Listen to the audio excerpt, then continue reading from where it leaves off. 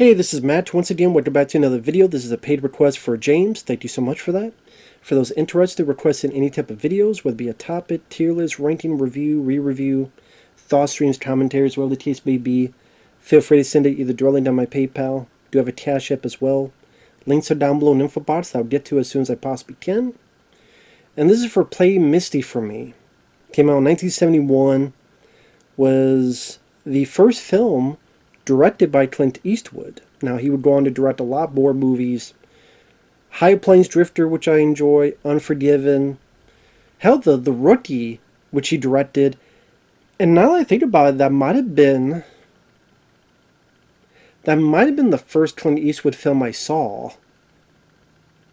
It might have been. Before Dirty Harry, before Man with No Name, trilogy.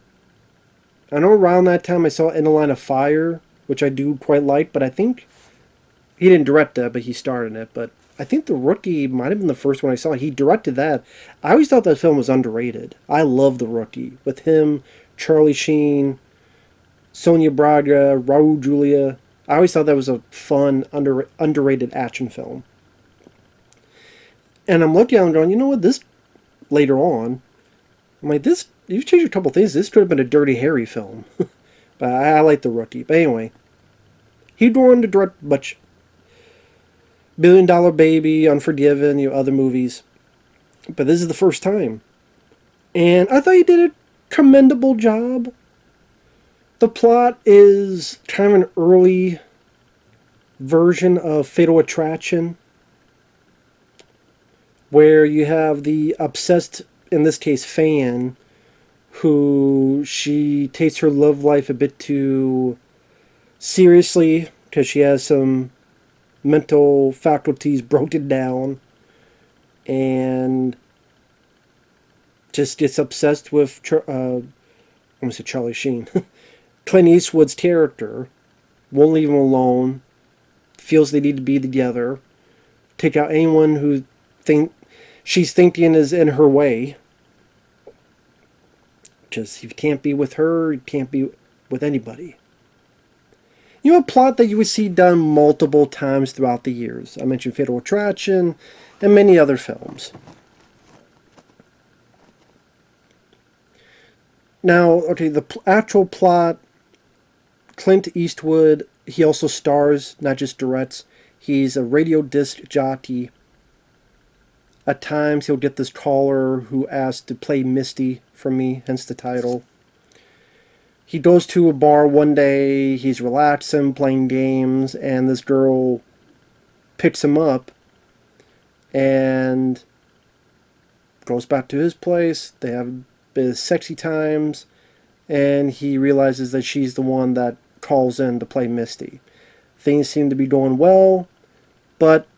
And I thought Jessica Walter, who played Evelyn Draper, I thought she's definitely a reason why the film works for what it needs to be. I don't love the film.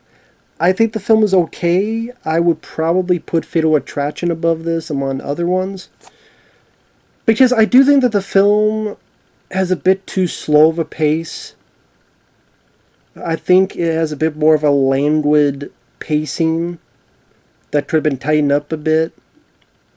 And, hey, it's his first time, so he would definitely get better with that as time went on.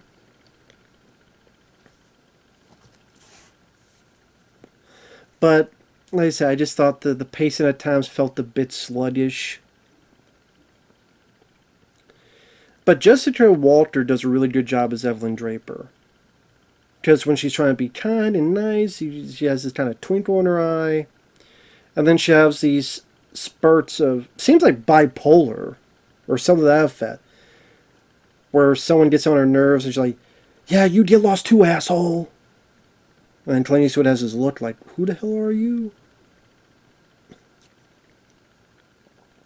And she just keeps doing things like coming to the house unannounced, or banging on his door late at night and going, oh, I bet that hussy is here. What? Then she sees that there's no one in the bedroom, and she goes from 100 to like 10. And, oh, I'm sorry, I mistrusted you. I should have known you'd do nothing to spoil it. And he's like, spoil what? And granted, it may seem like Clint Eastwood seems a bit angry even from the get-go, but, I mean, you can't really blame him with, yeah, you're just having a fun time, and she picked him up, they had sex, and he told her straight up how it was. So it's not like he was leading her along. It's not like he was cheating on someone or cheating on his wife or whatever. So, I mean, he didn't really do anything wrong. It just so happens this girl is fucking psycho. Even to the point that one time she tries to end her life and he stays and calls and tries to get her help. She goes in and ruins his meeting, accusing this other woman of being someone when instead it was a job opportunity, and she screws it up. Then when Clint is dragging her out, she's screaming, no, no, no. The housekeeper later gets attacked because Jessica's character is pissed off and tearing up the house, and the housekeeper sees it, and so she gets attacked. She gets committed, and you have a little bit of time between Clint's character and this ex that he likes. Well, trying to get together with his ex, his ex girlfriend, this character named Toby. There's even a part of the film where they go to, it was like a music festival or a fair that looked like they just shot it guerrilla style, where they just walked in and people were just filming. Did you tell that the way it's filmed is just different from the way the rest of the film is? It looks more documentary style, as if they stole the shots, or like, hey, this is playing, we'll use this, we'll go in, just film us, whatever you can. It did look a little bit different.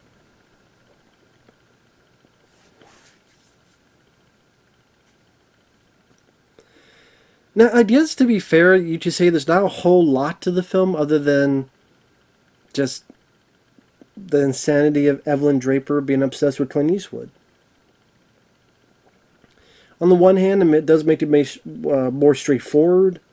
On the other, I don't know if you would say it has any depth.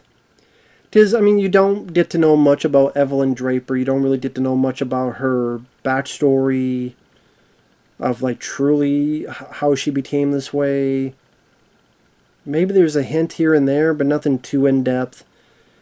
You don't really get to know much about Clint's character other than he's a disc jockey and Toby, the girl he has liked for a while. I said at times the pacing seems a bit slow and it could be tightened up a bit, but I mean, I'm a fan of Clint Eastwood. It's nice to see him play a different type of character, be in a different type of film. It's interesting that the first film he directed was not a Western or an action film, that it was this type of film. So I thought that was kind of interesting that in your first time is something that's not really, I would say, in the comfort zone, as in he hasn't done too many movies like this, even just starring wise. But it's a bit different. There's definitely some effective scenes. The poster shot where he's sleeping and he wakes up and she's there and he turns right away to get out with the knife slamming down, ready to hit his damn face, but it hits the pillow. Like, the way that's staged is effective with the lighting and the way it's shot. And like I said, I'm a Clint Eastwood fan. I do like seeing him. It's always great when he's the lead. I think he knows what he's capable of, and he plays to his strengths for the most part in movies. Again, I love all the Dirty Harry films. Magnum Force is my favorite, then the Deadpool, but I like all of them. I like the Man with No Name trilogy. I said, High Plains Drifter I liked, In the Line of Fire, The Rookie, even The Mule I didn't mind. I didn't mind Space Cowboys. Bloodwork I thought was okay. Absolute Power I could not get into. Just wasn't really into the story of that.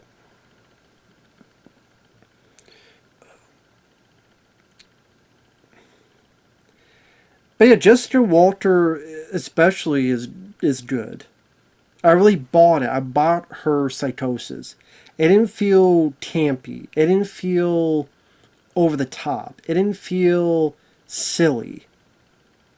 But I really bought that she was this person that really did care for Clint, and then she just does these fits of psychotic rage, and just when she snaps, I mean, like a bipolar, like Tourette's or something.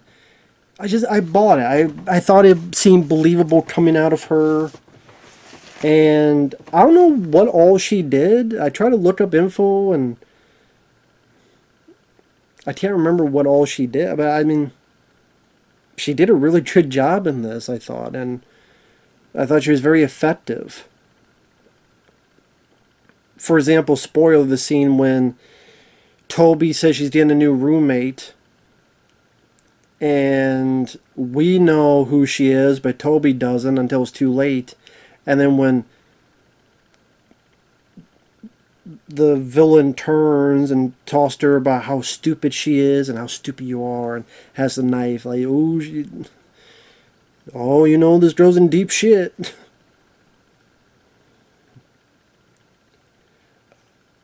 So I think the acting from the two leads definitely helped the film. While again, it's not a film that is totally original, while it's not a film that is breaking barriers, and I don't know. I say that, but I wonder in 1971, how do you think about, was it typical, though, for a female psycho stalker? Because I'm trying to think now, were there films like that before this? There might have been, but I can't think of it. I can think of films afterward. I keep mentioning Fatal Attraction. Single white female. I mean, that's a bit different, though. A little bit of a lesbian tendency, but still, psycho. I don't know. That might have been stuff before, but I can't think of it now. So maybe it's not as typical as I'm making it out to be, the more I think about it. Maybe for the time it seems more unique. It's just that watch it nowadays, maybe because you see a lot of films similar to it, it may seem more typical. Maybe that's where my mind is going. But yeah, the two leads I thought did a good job. I thought that, spoilers, I didn't mind the ending. There's a cop that gets killed with a pair of scissors. Clint finds out what's going on, that his new love Toby's in trouble. Gets there, is attacked by Evelyn Draper. Gets cut up a bit. And then gives his big punch. Just, you hear that. Pow! And she goes out the window and then falls down the cliff to her death. Nowadays, that probably be considered too un-PC, and I'd be like, she's a psycho killer. Yeah, but you can't have a man punch a woman. Well, she's psycho, bitch. I don't care where you punch her. In the woman hood, in the woman tit, in the woman clit, in the mouth, taking some teeth with you. I don't care. If you're trying to stab me, I'm going to punch you in the face. Yes, I understand you don't hit a woman. Unless she's trying to kill you with some scissors and a knife, then yes, I'm going to punch you because I want to live. I'll worry about being canceled later as long as my heart is still beating. But I'm going to punch you in the face if you try to kill me. I don't care if you got tits or not. You could be a guy with tits or a girl with tits. I'm going to punch the tits or I'm going to punch your face. Or your nether regions. And whatever you have a dick or a clit, I'm going to hit my target. Because I want to live. It's like, and knocked your ass right through the window and down. So that was a bit satisfying. And I mean, it doesn't overstay its welcome in terms of, the old phrase, when the villain's dead, the movie's over. So it doesn't go on for 10 more minutes on nothing business. Some films tend to do that.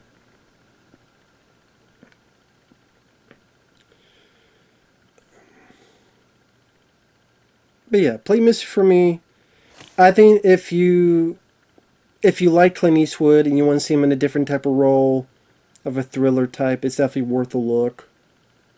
Again, it's maybe not the most eventful movie.